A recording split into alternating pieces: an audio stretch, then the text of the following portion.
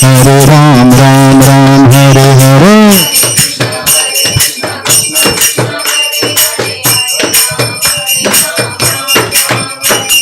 Hare Krishna Krishna Krishna Hare Hare, Hare Ram Ram Ram Hare Hare.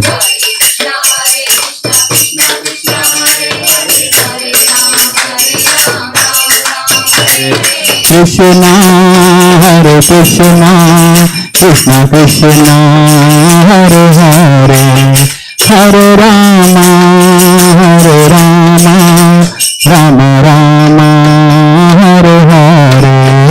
Hare Krishna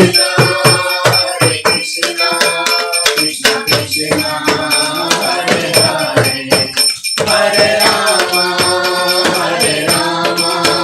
Rama Hare Hare. Hare Krishna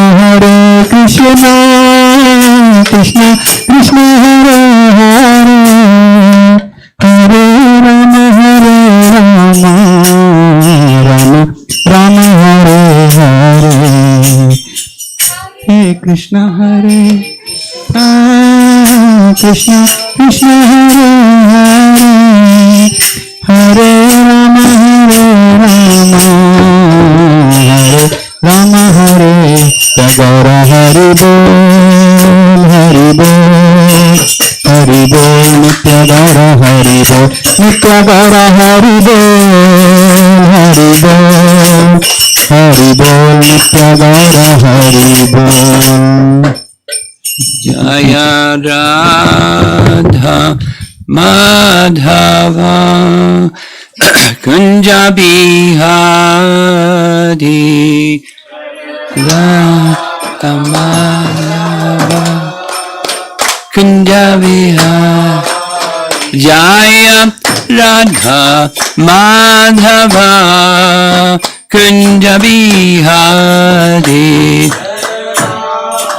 Madhava Kunja Bihari.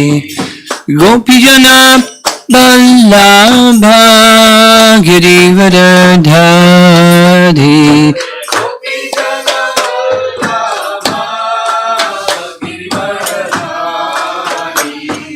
Gopijana Vallabha Girivardhari.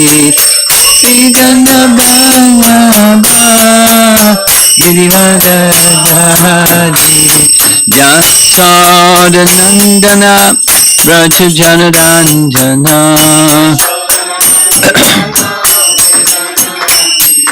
Jasoda Nandana Braja Janaranjana. Jamana Tira Vana Chadi. Jamana Tira Vana Chadi.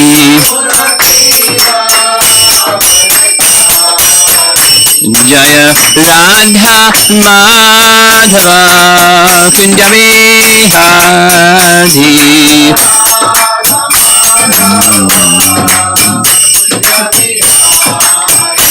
Jaya Radha Madhava Kunja Bihari. Kunja Bihari.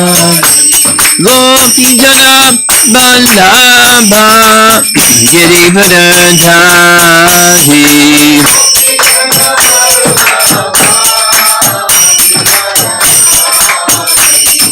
Gopijana Vallabha Girivardhari.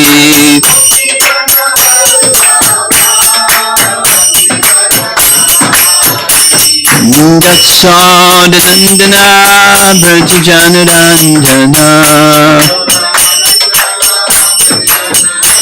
Jasoda Nandana Braja Janaranjana. Jamana Tira Vana Chadi. Jamana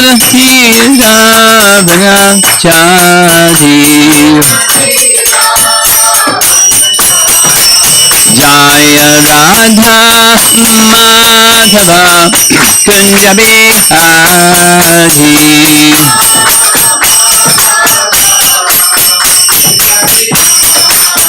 Jaya Radha Madhava Kunja Bihari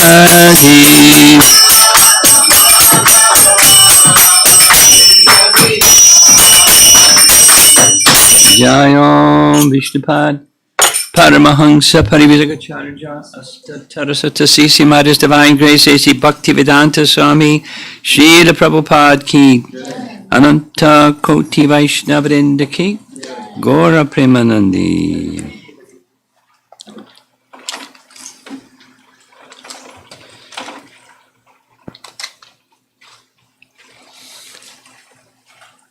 Sorry, we're a little late.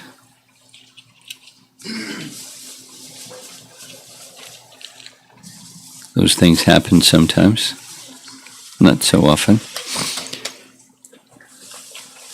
So we've been in the evenings reading from Canto 10, Chapter 11, where Krishna and the entire cowherd community move from Gokul to Vrindavan. So the other evening we had a nice map put up on the wall, and I'll just do it with my hands. You can't look at your notebook, you have to look at my hands up here. That's Vrindavan Forest. It's rectangular. It's 2 yojanas tall and 1 yojana wide. 1 yojana equals 8 miles.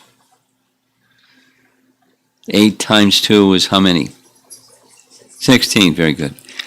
16, this is a forest, and there was just totally forest, uninhabited, very foresty. So they initially, one side of that forest is near the river Jamuna, and they made a semicircle around with their carts and so forth to protect the cows and their household paraphernalia. Eventually they built, using thorn bushes, thorn trees and so forth, to build like a fence around their, it's a big fence, a big forest, but their territory, under the rule of the king. And so south, here's the forest. South is Mathura, and over in this direction, west, Govardhan. Directly up from Govardhan is Varsana. Much further up is Nandagram. And the descriptions from what we were discussing yesterday and the last while. In the upper northeast corner is Kalya Lake.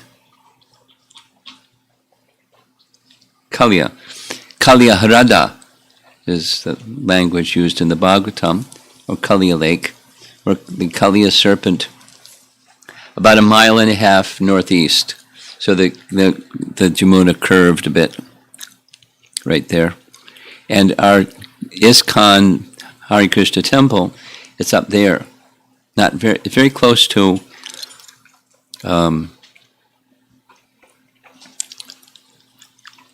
the Kalya Lake, or Kalya Ghat. That gives you some picture of where they are. And the verse, these verses in chapter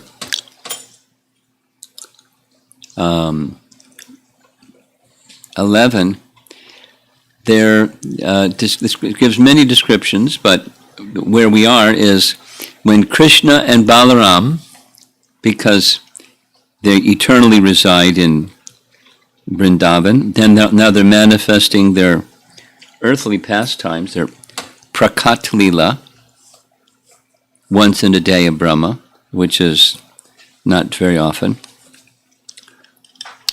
So when they reach Vrindavan, they're very, very happy.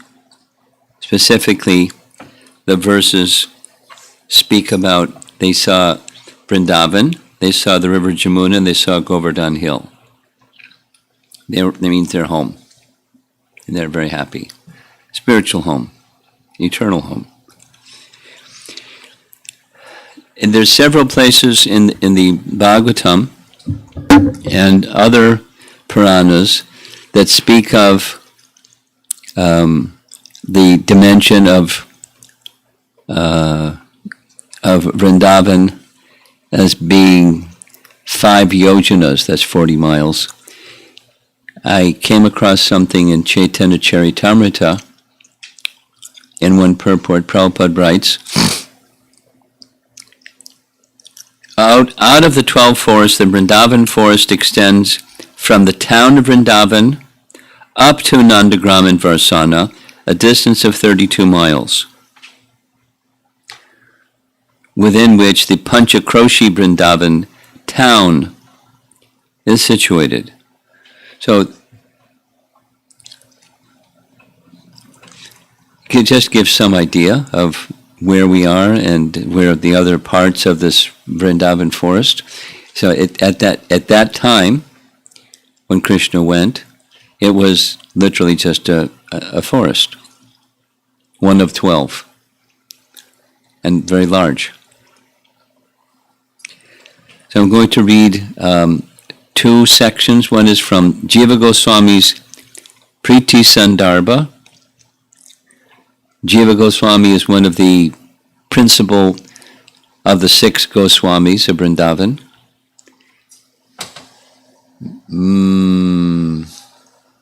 Most ISKCON altars have, along with our disciplic succession, a picture of the 6 Goswamis of Vrindavan. That's very common. Jiva Goswami is one of them. Direct associates of Chaitanya Mahaprabhu, although he never met Chaitanya Mahaprabhu, he was instructed by Rupa and Sanatan, his uncles, about the teachings that Chaitanya Mahaprabhu had given, and he was very scholarly, amazingly scholarly.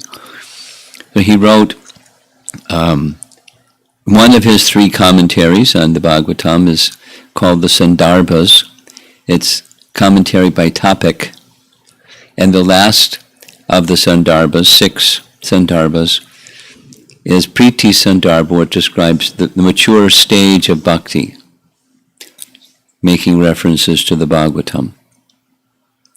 So that's Priti Sandarbha, that's what we're reading from, and he's going to be describing the loving dealings, Priti, the loving dealings between the residents in Vrindavan and Krishna.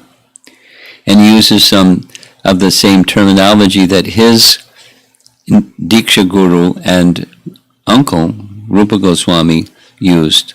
I'm going to mention one of them is Udipana.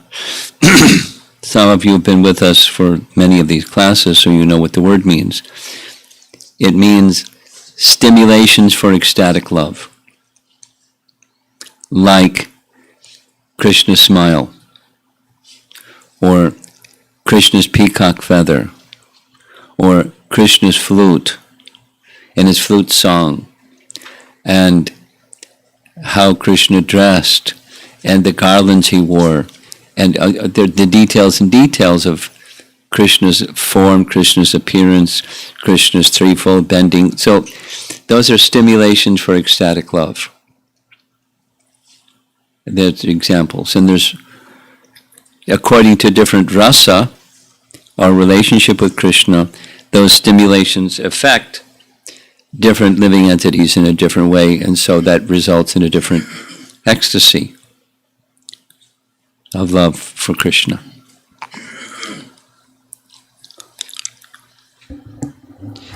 Thus, the Udipanas have been indicated among those related to Sri Vrindavan are outstanding. So, when we heard, when Krishna appeared, the eternal associates of Krishna, his paraphernalia, everything became manifest to the world. And some of those things after Krishna's departure, they became unmanifest to worldly vision. So Vrindavan itself was a stimulation, and anything within Vrindavan was a stimulation of ecstatic love. This is so because in Vrindavan, Lord Krishna is the sole object of the highest spiritual love.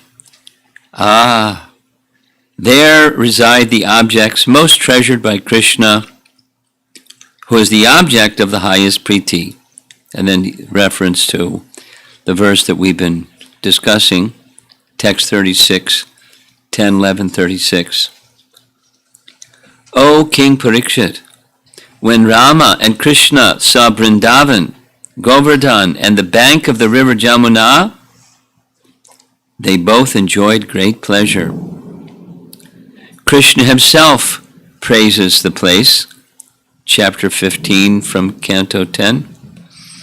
Oh, greatest of lords, speaking to Balaram, just see how these trees are bowing their heads at your lotus feet, which are worshipable by the Devatas, by offering you their fruits and flowers, having taken birth as trees to eradicate the darkness of ignorance of others by their actions. Or, here's other scriptural references. This is from Canto 10, chapter 14. This is Brahma's prayers after stealing the calves and cowherd boys. And Krishna showed him what he showed him, and then he offered prayers. So chapter 14. My greatest possible good fortune would be to take any birth whatever in this forest of Gokula, and have my head bathed by the dust falling from the lotus feet of any of its residents. Their entire life and soul is the Lord Mukunda, the dust of whose lotus feet is sought even today by the Upanishads. I am most humbly praying at your lotus feet for you to please give me any sort of birth within this Vrindavan forest. This is a longer version of the same text. The other was a shortened version. Here's the complete version.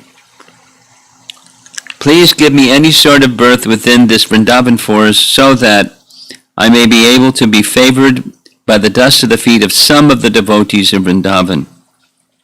Even if I am given the chance to grow just as the humble grass in this land, that will be a glorious birth for me. But if I am not so fortunate to take birth within the forest of Vrindavan, I beg to be allowed to take birth outside the immediate area of Vrindavan, so that when the devotees go out, they will walk over me. Even that will be a great fortune for me. I am just aspiring for a birth in which I will be smeared with the dust of your devotees' feet.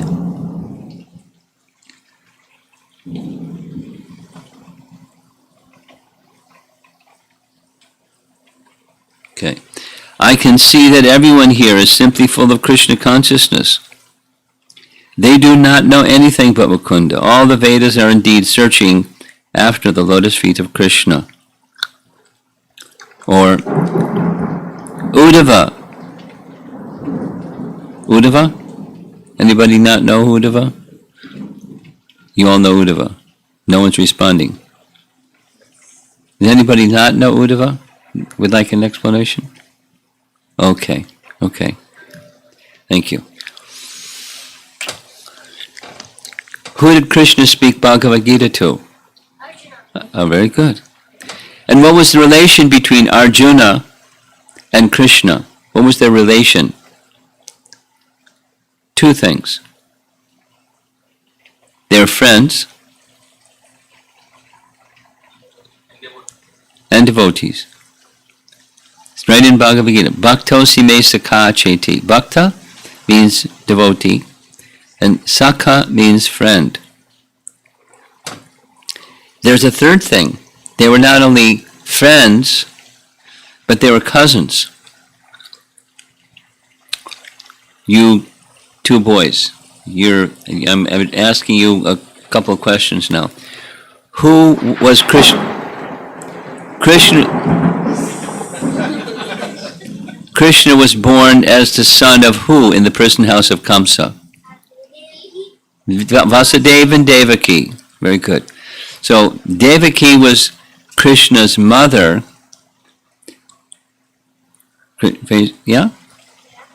And Vasudeva was Krishna's father. And who was the mother of Arjuna? Kunti. Very good. Did you know that Kunti and Vasudeva were brother and sister? Brother and sister. Vasudeva, Krishna's father, and Kunti, Arjuna's mother, they're brother and sister.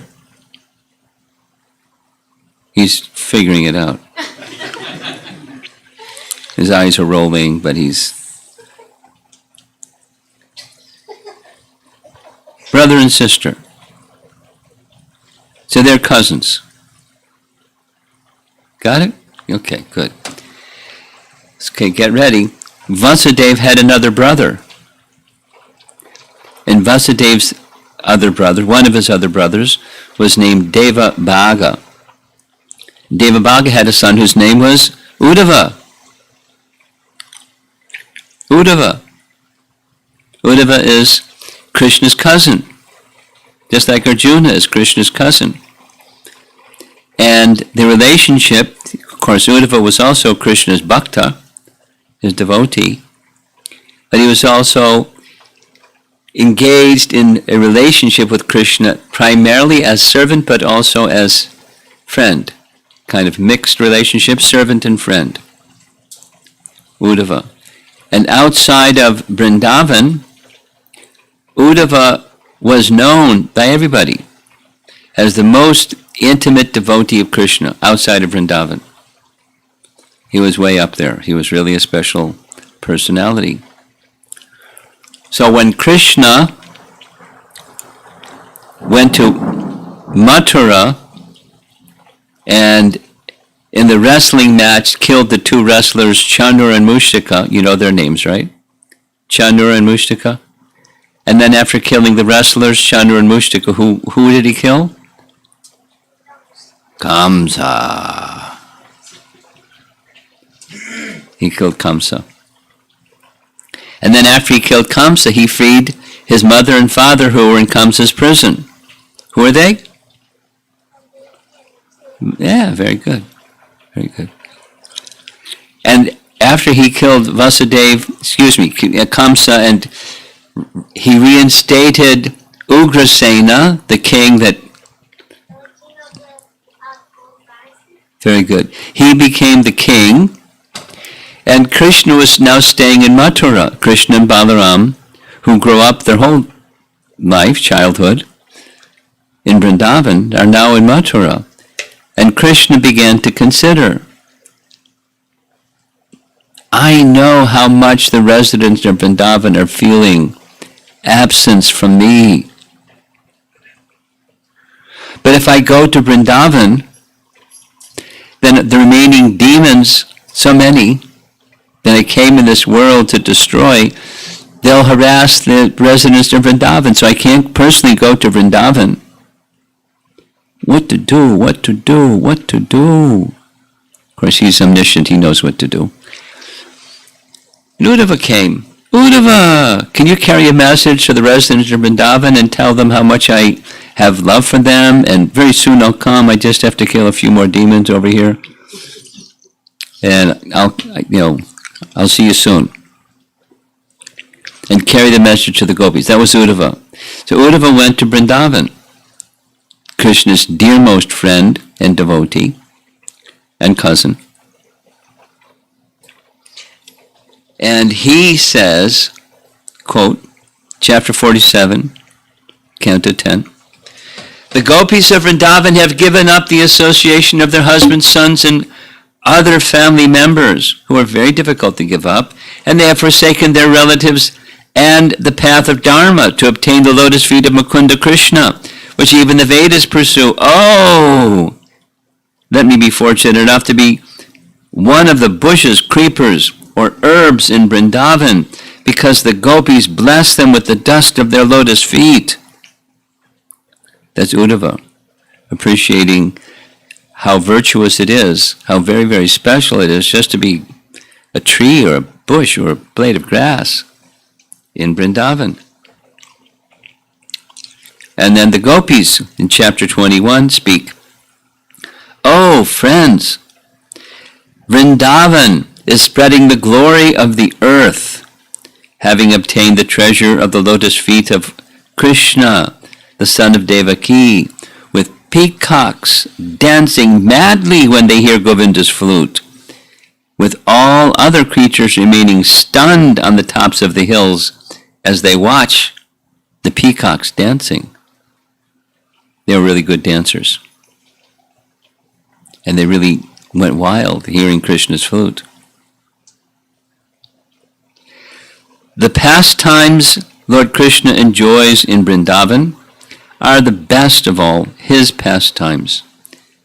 He had pastimes outside of Vrindavan, but that's the best. This is described in the following words of Trilokya Samohana Tantra, in the section called Srimad Ashtada Shakshara Prastava. The translation reads, the Supreme Personality of Godhead has thousands and thousands of glorious incarnations. Among them, all his incarnations as a child is the most glorious and the most rare. Of course, his childhood pastimes until he was just 11 years and 8 months. That's how long Krishna stayed in Vrindavan. And then he went to Mathura. So his childhood pastimes in Vrindavan are the best. So now we're going to read a little section where Krishna's pastimes are described in Vishnu Sahasranam, or not described, but they're mentioned. You know what Vishnu Sahasranam is? You know who Vishnu is? Vishnu? Vishnu, Lord Vishnu. Lord Vishnu. And Nama, the names of Vishnu, and Sahasra is 1,000. The 1,000 names of Vishnu. So there are many Vaishnavas, it's from Mahabharata, and they recite the 1,000 names of Vishnu. There are Vaishnavas that like to do that. So one of our acharyas, Baladev Vidyabhusan, gave a little commentary on each of those 1,000 names of Vishnu. And I'm going to be reading from Baladev's commentary. Of course, those who aren't Gaudiya Vaishnavas, they may think of these names in a different way than those who Krishna is their main worshipable deity. So he's making his comments from that perspective. So here we go. The handsome features of Lord Krishna's transcendental body charm the minds of the residents of Vrindavan. Subhanga. Shubhanga. And his gentle smile makes them very peaceful at heart and inspires in them great feelings of love for him. Shantida. He creates at every moment a treasure house of transcendental bliss, which becomes the property of the residents of Vrindavan, Shrashta. And he becomes happy, enjoying pastimes with his brother Balaram in the land of Vrindavan. Kumuda. So he's going to make a comment. Kumuda refers in his commentary to this verse. When Krishna and Balaram enter and they see Vrindavan, Jamuna, the banks of the Jamuna in Govardhan Hill, they become joyously happy. So that's this Kumuda. Kumuda, one of its meanings, one of its primary meanings, it's one of the 7 forests on the western side of the river Jamuna. So like Vrindavana, Talavana, we'll read them shortly. And Kumuda can mean, one of its primary meanings, it's a particular type of lotus flower. But here Baladev is giving the meaning he just read. Krishna enchanted the residents of Vrindavan, causing them to continually drink the nectar of the sound of his flute. Kuva Leshaya.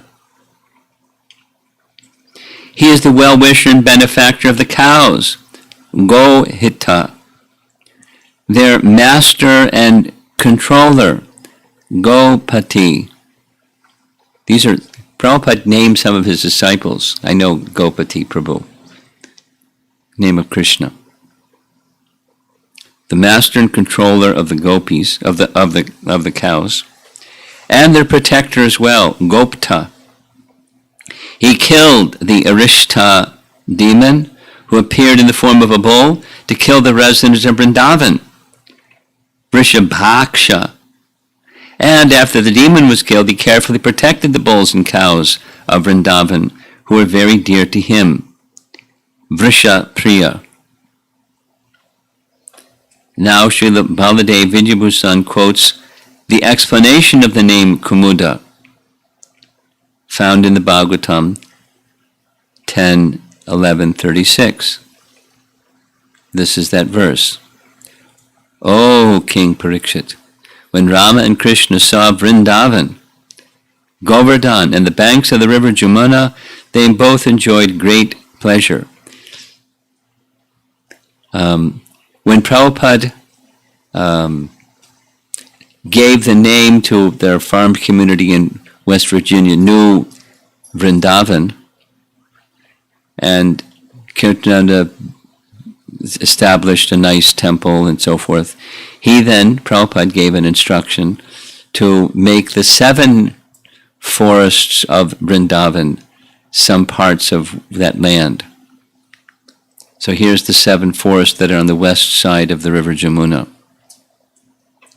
Madhuvan, Talavan, Kumudavan, Bahulavan. Bahulavan is the name that was given for where the original temple was until they built the later temple. So just not like literally, anyway. Bahulavan. Kadiravan and Vrindavana. So here's some more names of Krishna, specific to his pastimes in Braja. Lord Krishna bravely faced the demon Arishtasura and rebuked the fleeing cowherd men, calling them cowards. Anivarti. Seeing that all the cowherd men had fled, he faced the demon alone, Nivrittama, and easily killed him, grasping the demon's horns with his hands. Sankshepta. In this way he returned to the land of Vrindavan. He returned the land of Vrindavan to an auspicious condition, Kshema Krit. Kshema Krit. When the gopis understood that Krishna had killed the demon, who had taken the shape of a bull, they rejected his association. Did you know that? after Krishna killed the Arishta demon, they rejected his association, saying that he has become sinful by killing a bull. Krishna then called all the sacred rivers to appear so he could bathe in them to become purified. And when they all appeared at once, he bathed in them, and the gopis became satisfied that Krishna had returned to a pure and auspicious condition.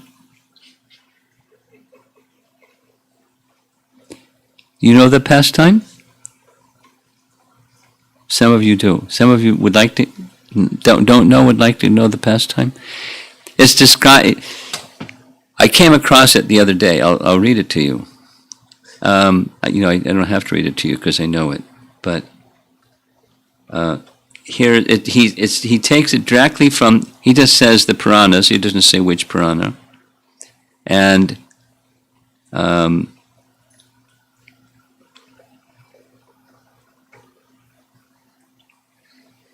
here we go.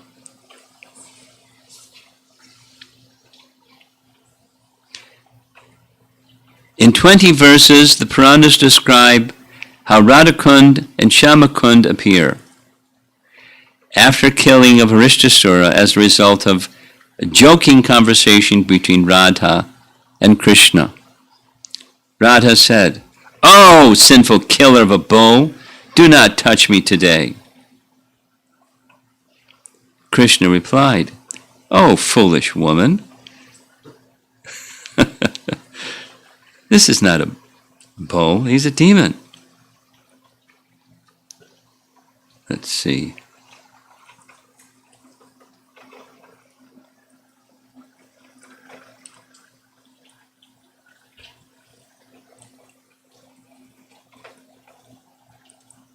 Oh, phooey.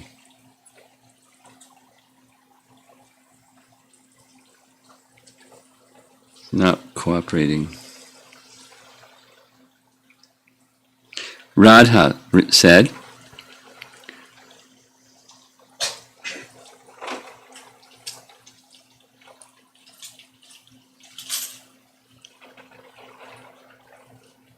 "Oh, Krishna, that may be true, but even though Arishta was a terrible demon, still he was a male cow. So you have to undergo atonement, just as Lord Indra did." It's not working.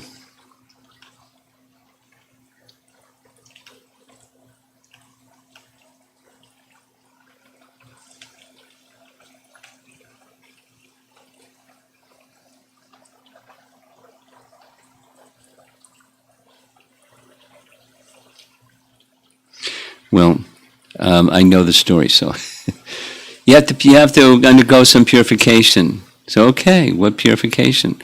You have to bathe in all the sacred rivers of the whole universe. And she smiled. And the gopis went, "Yay!" And so Krishna said, "No problem." And he called the sacred rivers of the whole universe. Personified, they came, hands folded, some service.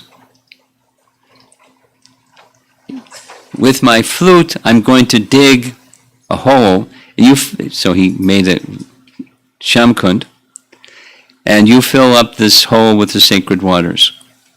So they transformed themselves into sacred waters. Krishna took his bath and said, "Now I'm fulfilled that atonement. But now you've made an offense. What's that? You've accused me wrongly."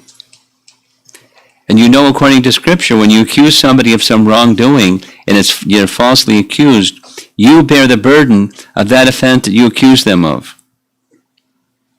So you have to now engage in the proper atonement. They looked at each other and said, "What atonement? Same one you gave to me, bathed in all the sacred rivers, the whole universe. But a simple solution, I can make a little canal." So they got their Radha took a bracelet, bangle, and started making a motion like this in the air. They understood what to do. They all took their bangles and very quickly made Radhakund. Oh, that was really good. Now how are you going to fill it up? I can make a canal between the two kunds. And she said, no, you deposited all your sinful reactions over there. I'm not going to put that in my kund. So what are you going to do? So the gopis got clay pots and made a human chain, because there are lots of gopis, all the way down to Manasa Ganga, filled up the buckets and passed them back, and then filled up Radha Kund with the Manasa Ganga water and took their sacred bath. So the conflict was over. They had a nice pastime, and Shyam Kund and Radha Kund were formed. Now that's narrated by Vishwanath Chakravarti Thakur.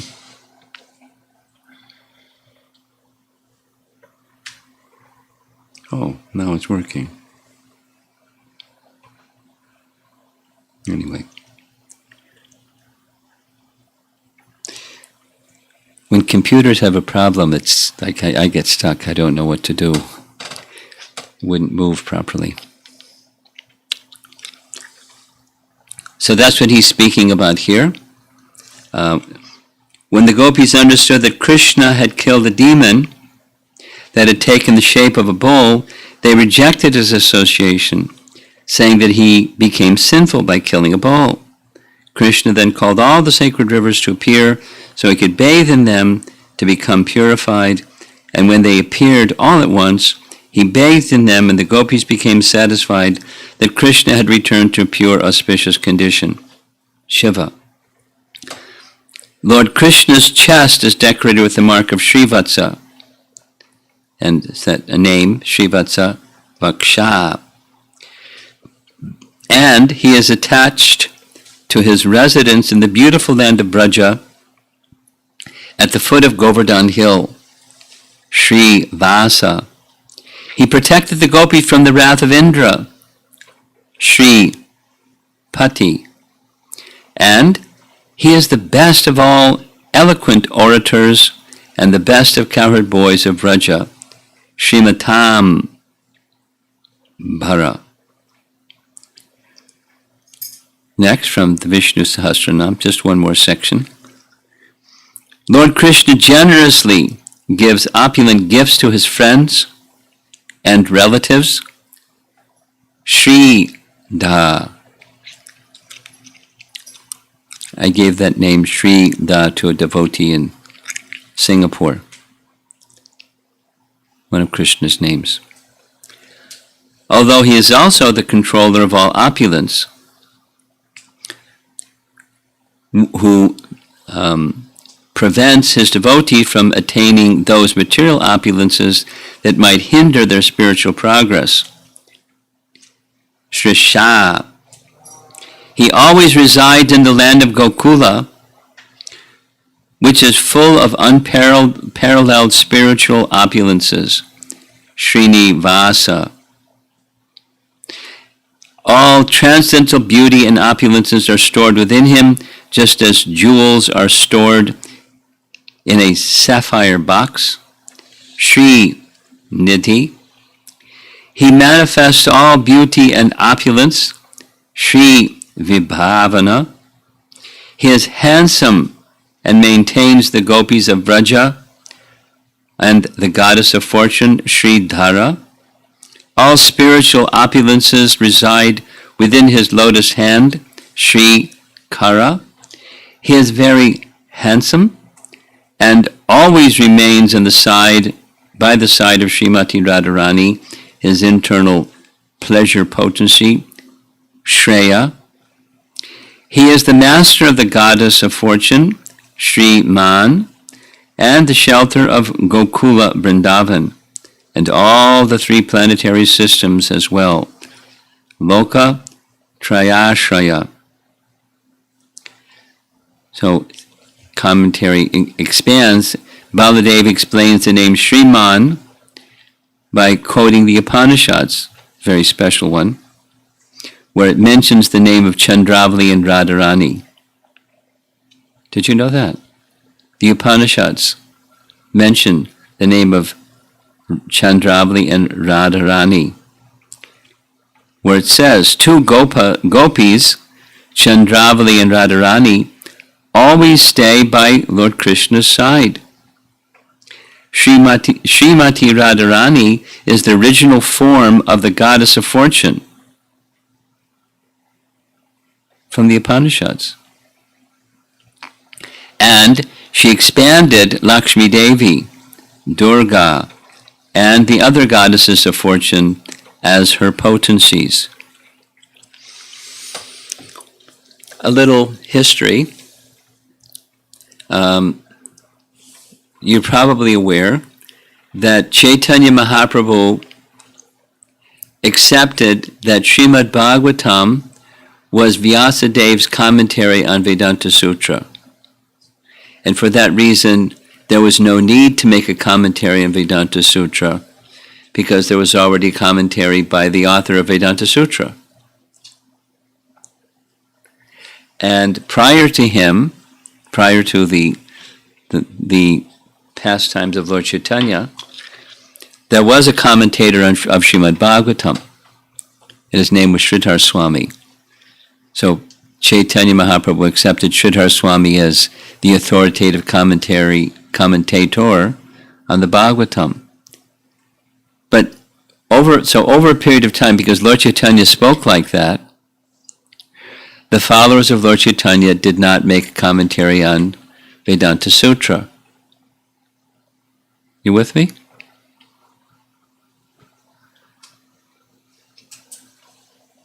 When your heads are motionless, I don't know if you're with me or not.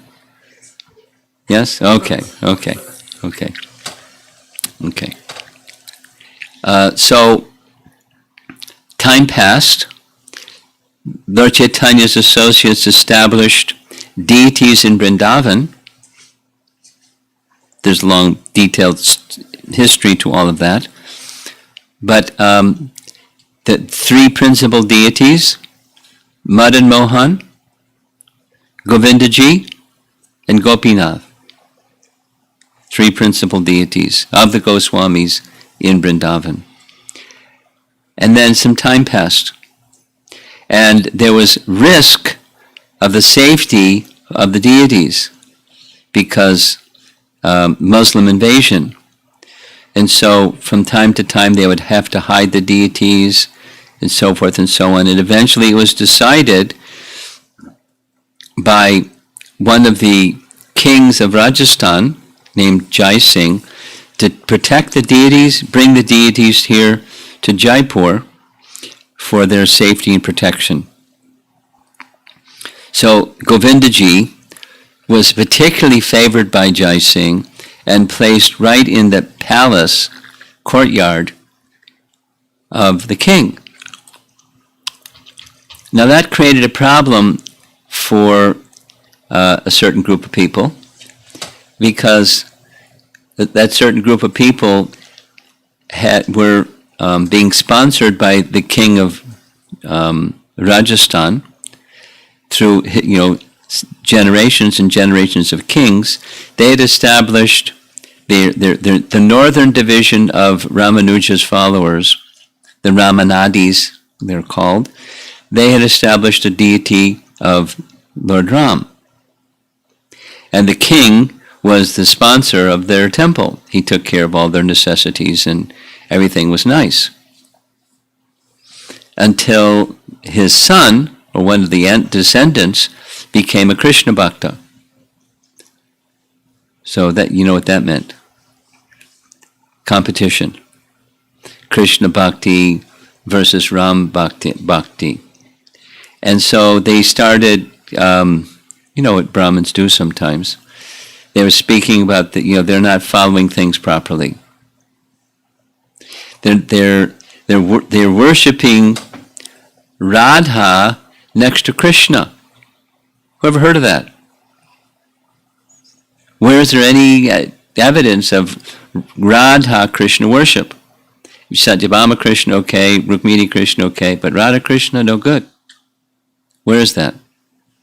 And not only that, what is the disciplic succession in which they're doing this worship of the deity, because you have to worship the deity in disciplic succession. What's their disciplic succession? And not only that, they don't have a commentary on Srimad Bhagavatam to support their teachings that says Radha worship is all right. And they presented this to the king, and the king, he's not a scholar. So he asked the pujaris, and the pujaris weren't scholars. They were pujaris. So you have to, how do I make a proper response to this challenge? So word was sent to Vrindavan. And the leading Vaishnava at the time was Vishwanath Chakravarti Thakur, whose commentaries we've been reading from. And Vishwanath Chakravarti Thakur at that time was very elderly. So he sent his young student, Baladev, you go. So he went, and Baladev, who's writing this commentary on Vishnu Sahasranam that we're reading from, he received Diksha in one of the monasteries of Madhvacharya. And Lord Chaitanya is in the line of Madhvacharya. So, what's your disciplic succession? I'm a disciple of Madhvacharya, in the line of Madhvacharya. Where's your commentary on Vedanta Sutra that justifies the worship of Radha? If you want, I can write one. There wasn't one, because Lord Chaitanya said there's no need for one. They didn't accept that Bhagavatam is this natural commentary. That's our commentary, is Srimad Bhagavatam.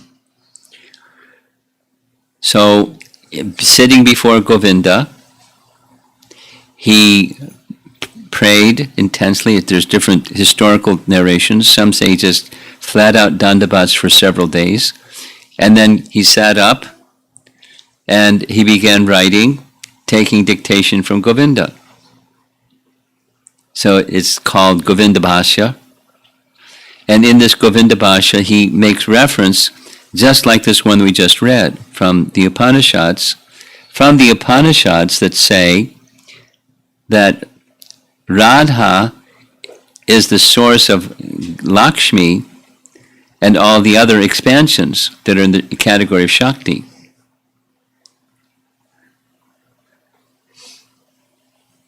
They're not going to argue. So it's within it's detailed, very technical, as the Vedanta Sutra is technical. But it's in the section of Vedanta Sutra that deals with worship.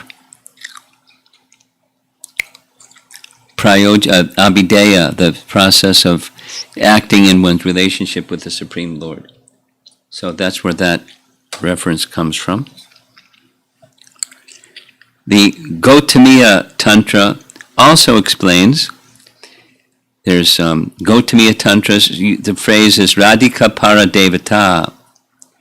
The transcendental goddess Srimati Radharani is the transcendental counterpart of Lord Sri Krishna. She is the central figure for all the goddesses of fortune. She possesses all attractiveness to attract the all-attractive personality of Godhead. She is the primeval internal potency of the Lord. And all of that is to explain the meaning of this name of Krishna, Shriman.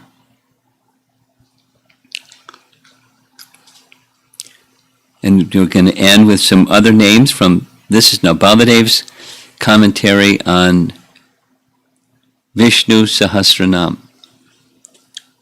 It's celebrated, you'll hear that as you get older many times, Vishnu Sahasranam. Lord Krishna is supremely charming, handsome, and gentle. Svaksha.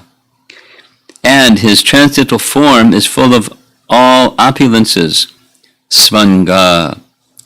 He delights the 108 gopis, Shatananda, and he also relishes transcendental bliss by enjoying pastimes in their association. Nandi. Of course, there's other uses of the word Nandi, but Here is Baladev's explanation. He is the master of innumerable transcendental devotees who try to please him in various ways by holding an umbrella, fanning him with a chamra whisk, and performing many similar services. Jyotir Gangeshwara. He remains humble and submissive to his devotees. Vijitatma and Vidyayatma. Again, Prabhupada names some disciples, Vijitatma and some of these other names. Vishnu Sahasranam. And for this reason, his transcendental good character is eternally famous. Sat Kirti. He removes the devotees' doubts.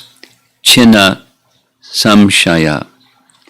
So, to Baladev for explaining this Shatananda is he delights the 108 gopis. He refers to a verse from Brahma Samhita. So if you know the verse, you can say it with me. Chintamani prakara sadma sukalpa briksha laksha vritesu surabhira bipalayantam Lakshmi Sahasra Shata Sambrahma Sevyamanam Govindamadi Purusham Tamaham Bhajami. I worship Govinda, the primeval Lord, the first progenitor, who is tending the cows, yielding all desires, in abodes built with spiritual gems and surrounded by millions of purpose trees, Kalpabriksha trees. He is always served with great reverence and affection by hundreds of thousands of goddesses of fortune. Shatananda. So it's a little different. The commentaries we've been reading largely just are directly explaining the verses. This section kind of wanders a little bit, but it's describing Krishna in Vrindavan, because that's the chapter. Krishna has spent 3 years, 4 months in the Vrindavan forest area. After that period of time, the Nanda Maharaj and the others decided they wanted to go back to the ancestral home, Nandagaon or Nandagram or Nandishwara. And when we go to Vrindavan, it's one of the prominent places. So the pastimes of Krishna with cowherds, boys and cows, it's largely these two places. The calves, Krishna began herding calves. He was at a very young age. Shortly after they reached Vrindavan, he made this request of Mother Jasoda. He wanted to herd the cows. Krishna loves cows, and the cows love Krishna. But his mother said, "You're too small. You're only 3 years old. Wait a while." And he said, "I want to worship. I want to herd the cows." He was very determined. And he said, "Do you know how big the cows are? They're really big. You're so small." So he decided to go ask Mother Jasoda. She's a little more manageable. So, Nanda Maharaj. She asked Yasoda, he went to Nanda Maharaj. Nanda Maharaj is very affectionate and said, "Well, later we're very happy that you want to be part of the family occupation. When the son wants to be part of the family business, that's appreciated. But the cows are too big. You can take care of the calves. But when you take care of the calves, you have to come back for lunch. You can't just go out. You have to come back." So Krishna agreed. So they had a big festival. Now this is in one of Jiva Goswami's writings. And it says when they had the big festival, Everyone was very, very happy, and they gave Krishna various gifts. One of them was his buffalo horn. Another was his first flute. Before then, we don't hear about Krishna's flute. When he started taking care of the cows, that's where he got his flute. And someone gave him a rope for tying the legs of the cows if that was needed during milking and so forth.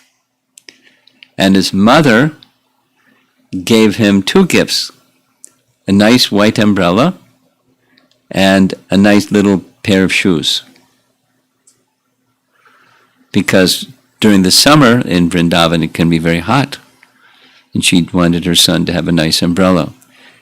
And the shoes, there's a name for them. Maybe some of you know the name for them. The little pointy shoes that curl up at the end. You know the name? Okay. And they had jewels on the sides of the shoes. Now it's mylar, little cut-out pieces of it's sewn onto the shoes. You know what mylar is? Mylar is a plastic thing that looks like a mirror, but it's not a mirror. But it's just plastic. And it comes in sheets. So they cut out little patterns of mylar and stick it on clothing and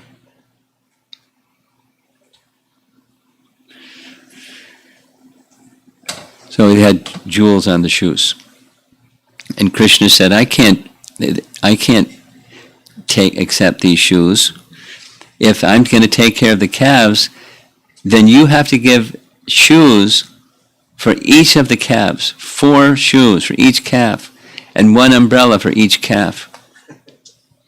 And Mother Jasoda argued, saying, Gopal, cows already have shoes. Nature has arranged that they already have shoes, and he insisted, I won't wear those shoes unless there's shoes for all the calves. So he went barefoot. That's why it's mentioned by the gopis that he marked the impressions of the markings in the bottom of his feet in the sand of Vrindavan. He went barefoot. And the gopis would be disturbed because, sharp stones and who knows what, and the poor soft feet of Krishna. They were meditating on the softness of his shoes, of his feet.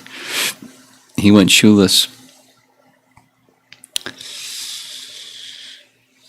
No umbrella, no shoes.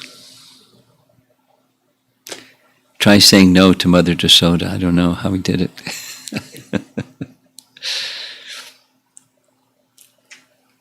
So these are the beginning of the stage of a stage of his life, residing in Vrindavan, and we're going to hear some more as we go forward through the rest of the chapter. Let's see if there's some discussion.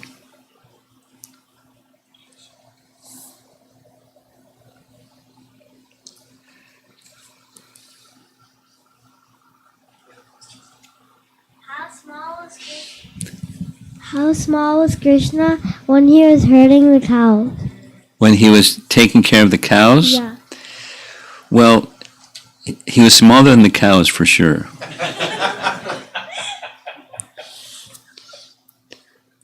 But when he was taking care of the cows, it wasn't really like people today that tend cows. Have you seen in India where cowherd people look after cows? They have a long stick and there's a big herd of cows. You've seen? Yeah. Yeah. So sometimes there's little boys along with the adults, and they're but they have the stick, and their father is there, whoever the other person is that's there, and the cows just move along. But in Krishna's case, he didn't have to herd the cows. They just followed him wherever he went. Because they love Krishna and Krishna loves them, and wherever he would go, they would just follow him. And if they would start to wander, he would play his flute.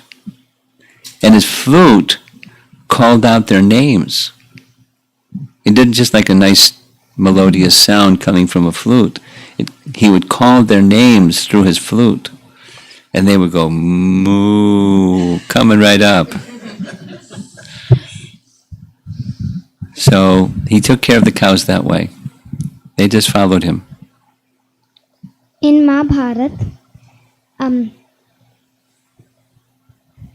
when Krishna was with Arjun. When Krishna did what? When Krishna was with Arjun. When Krishna was with Arjun? When he was a disguise with Arjun. He wasn't a child when he was with Arjun. When Arjun was in disguise. When was Arjuna in disguise? When they were like 20 years old. When they were where? 20 years old? Arjuna was in disguise. Oh! In Dwarka? Yes. He came dressed as a sannyasi? Yes. That's what you mean? Yes. Okay. The Queen Rukmini. Not Rukmini. Krishna's younger sister. Subhadra. Subhadra, yeah.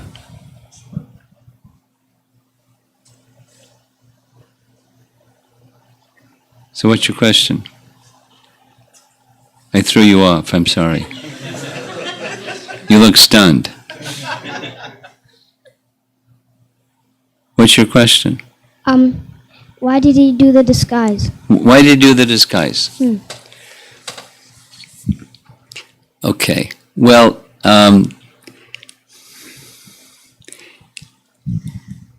Krishna made some advice that Balaram is very protective of Subhadra.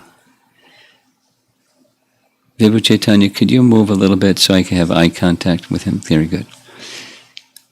Balaram was very protective. So when Krishna and Balaram were in Vrindavan, they were just like friends.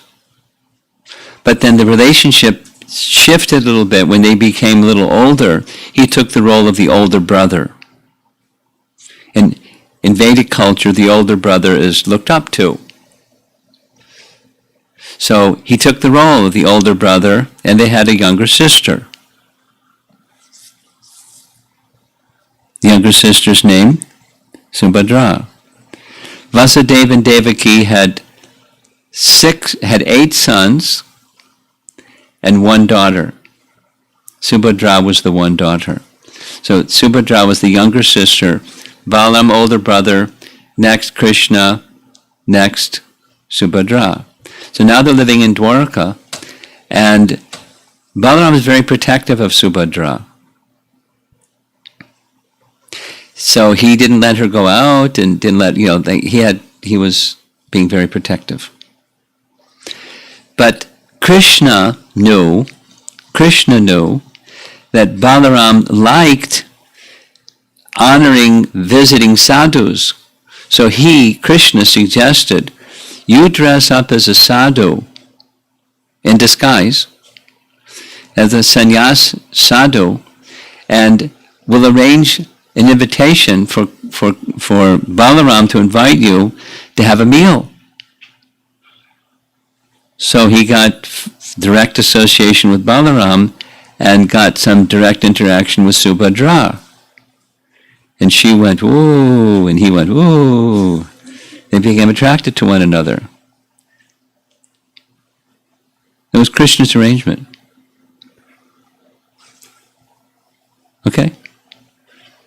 Anything else from our audience here? And when there's quiet, we'll go to the online questions. Yes?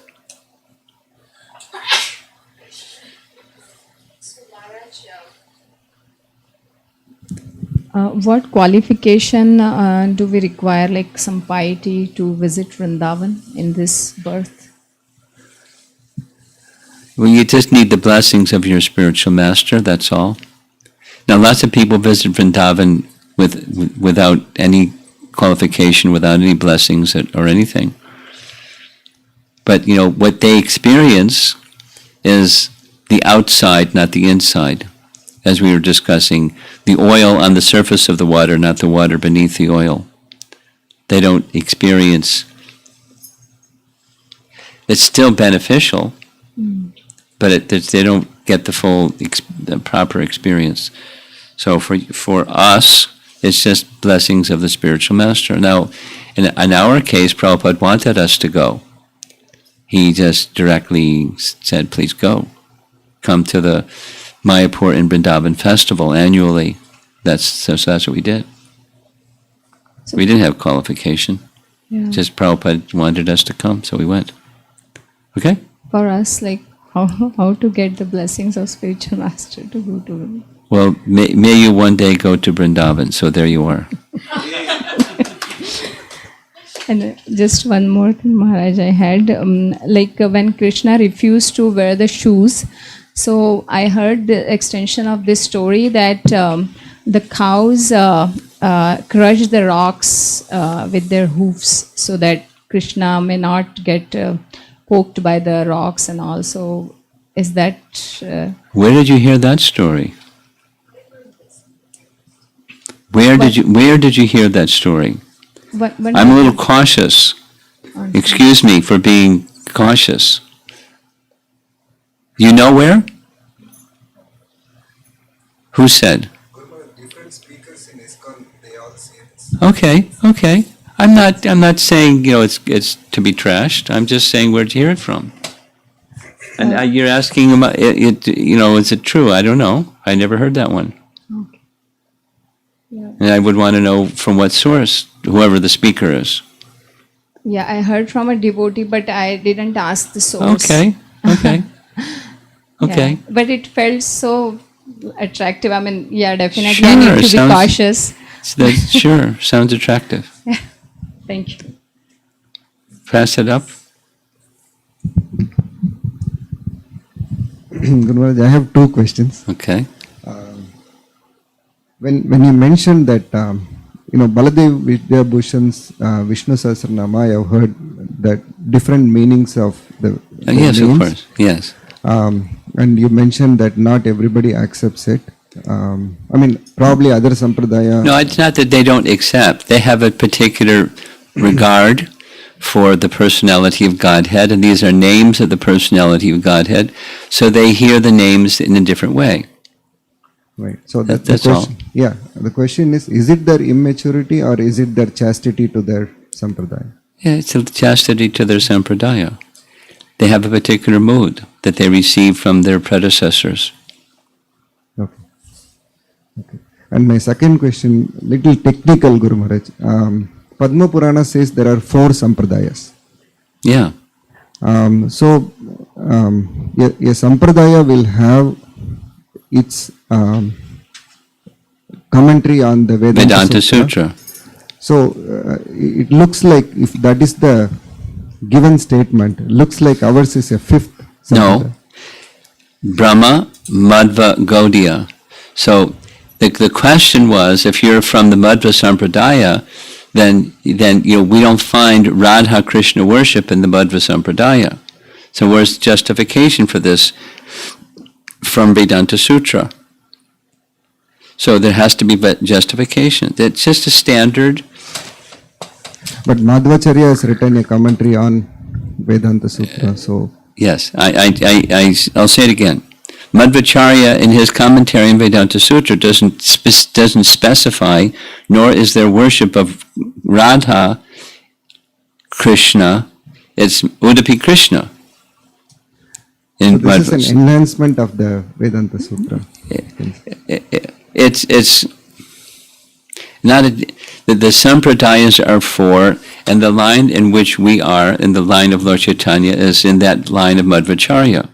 There's some specifics about emphasis of teachings in Lord Chaitanya's teachings within the Madhva Sampradaya that require an explanation on the authority of Vedanta Sutra. That's been the standard that's been accepted.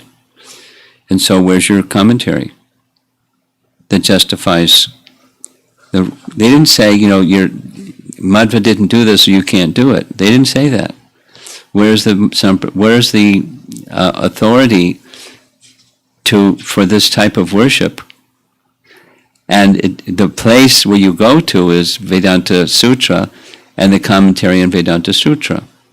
It's not a different of the four. It's not a fifth one. It's a branch of the fourth one of Madhva's line. And some did, just like within Ramanuja's line, there's some that emphasize this and some that emphasize that. And it's not an extra sampradaya. It's an emphasis. And they have their justification for it. Okay? Anything else in the room? No? Okay. Okay. You have something? No? Okay, go ahead. Online. This is from Sanchari.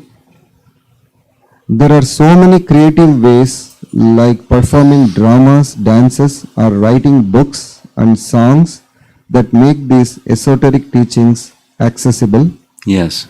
There needs to be proper understanding of the teachings behind the pastimes to present them correctly. Yes. But today that understanding in art is very rare, Yes. especially in the general art community.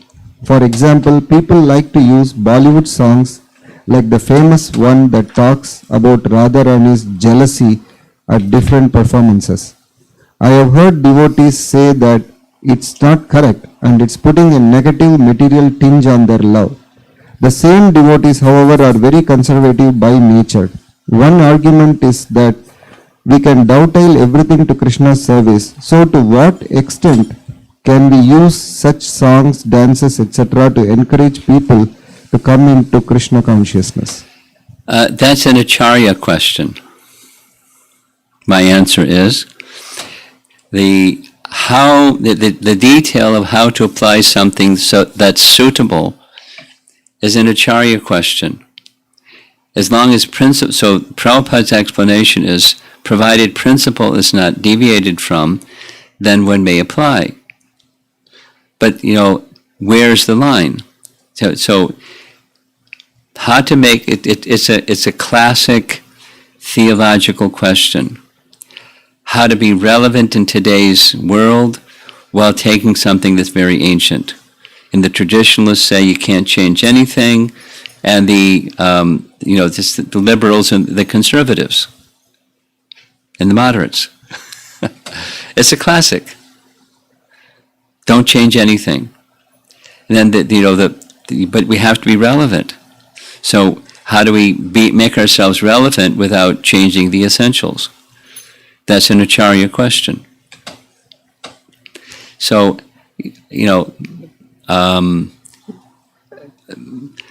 the connotation of a Bollywood song awakens a certain mode of nature called the mode of passion. And so that's not, being a conservative person, I would say that's not appropriate. If one wants to create songs and sing songs that aren't already connected to that mode of passion, mood, and spirit, that's fine. There's a risk of becoming irrelevant if you don't adjust to time and place and circumstance, and there's a risk by adjusting that you lose the essence and the purity. So therefore, my simple statement is, it's an Acharya question. And, I would say, being a conservative person by nature, going to China, it really gets tested because God has to stay in the box. God can't come out of the box. So how are you going to present Krishna consciousness in a place where it's against the law? And the law's got a grip on things and people that break the law. So so you have to be creative. You don't have the choice of being conservative. You have to be creative. So how do you do that? And so, back to her question, I'm speaking now, how do you decide? Things that arouse identification with the material modes of nature. I mean, like, let's, a popular music form these days is rap music. Now, that's not my generation, but there's, certain generation is really like popular. So there are some devotees that are from that community, and they popularized Krishna rap. And they have a following of people that know Krishna rap. But it's, Krishna's at the center. Or there was another period of time where it was straight edge, and kids got up on stage and, bare-chested and, and screamed into the microphone and, songs about Krishna. And they had a following. And they helped bring people to Krishna Bhakti, because in their hearts they were Krishna Bhaktas. And they're still practicing Krishna Bhakti today. And they have their following even today. So, where you draw the line. It's not an easy call. So, though my understanding is you don't do that and you're taking a risk. You do that, you're taking a risk.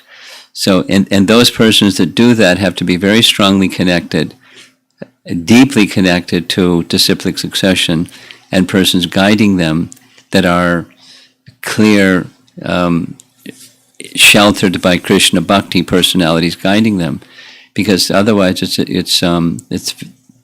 the risk isn't worth it.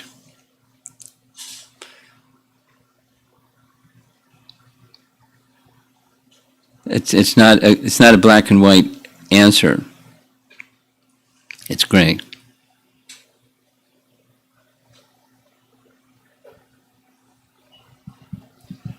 Question from Barsana Mataji. I was asked by a family member, can you please give a source of statement that one name of Krishna is equivalent to 3 names of Rama?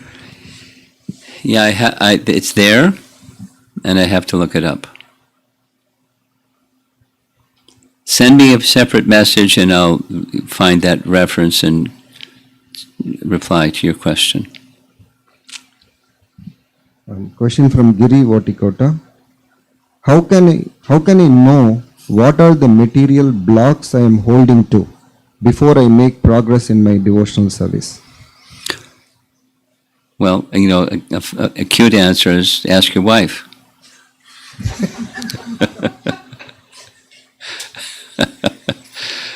Or if you don't have a wife, ask your best friend. And the best friend is one who's, he doesn't lose the friendship by telling you what this. So when we have our blocks, it means we can't see. So how can we see what we can't see? You have somebody that can see, and you have trust in them, and they can tell you what you can't see. And so it's those who are guiding you in your spiritual life, ask them those questions. And then, but when you get an answer, don't freak out. Don't go, what?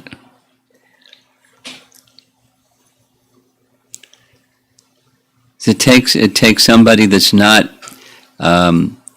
somebody that's close enough to know where your blocks are, and transparent enough that they can say it, and you don't feel it doesn't damage the relationship by their saying it.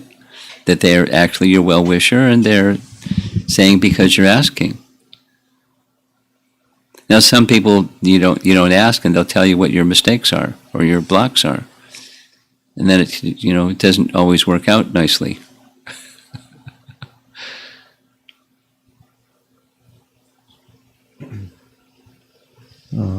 Question from Sridevi Mataji. Is it okay to chant Vishnu Sahasranam in Gaudiya Sampradaya? Yeah.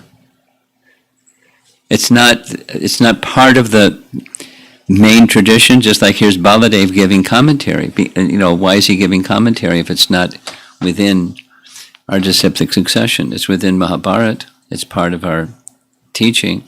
Our primary teaching is direct names of Krishna, just like this other question of so many names of Ram, so many names of Vishnu equals one name of Ram, and so many names of Ram equals one name of Krishna. So just chant Krishna's name. But if somebody wants to chant Vishnu Sahasranam, that's fine. I know some Gaudiya Vaishnavas that do that. Go ahead. Question from Atulya Mataji.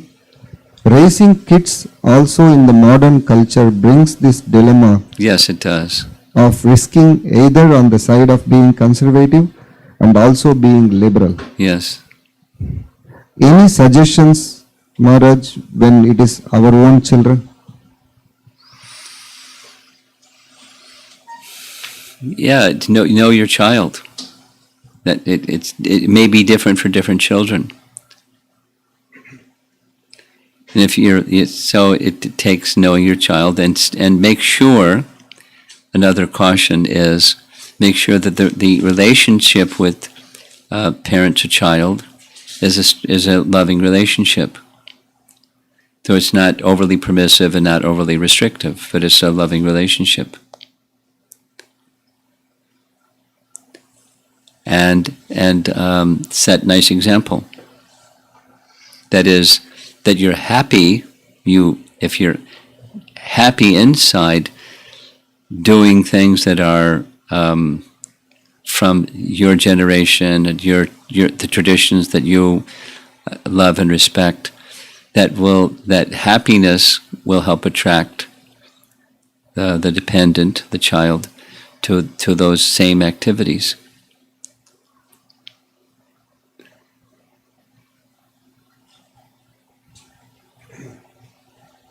Question from Uma Shanmugam Mataji. A vegan speaker claims that cows are pregnant by artificial insemination, which is very painful process, and that the calves are pushed away from the mother to milk the cow. Is this true? In the dairy industry, is that she's asking? Yeah. Oh, I don't know what they do. I don't know.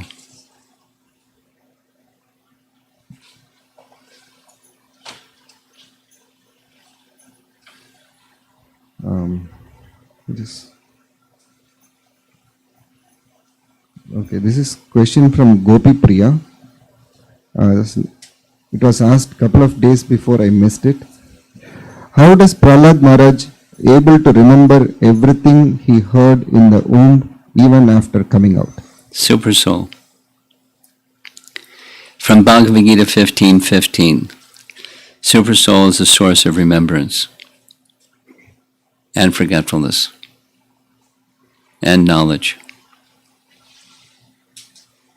That's it. Okay. Okay.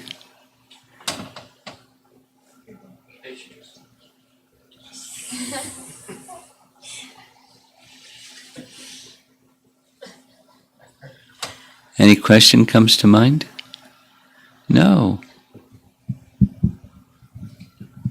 I should have asked you at the very beginning of our class. I want to hear a question from you.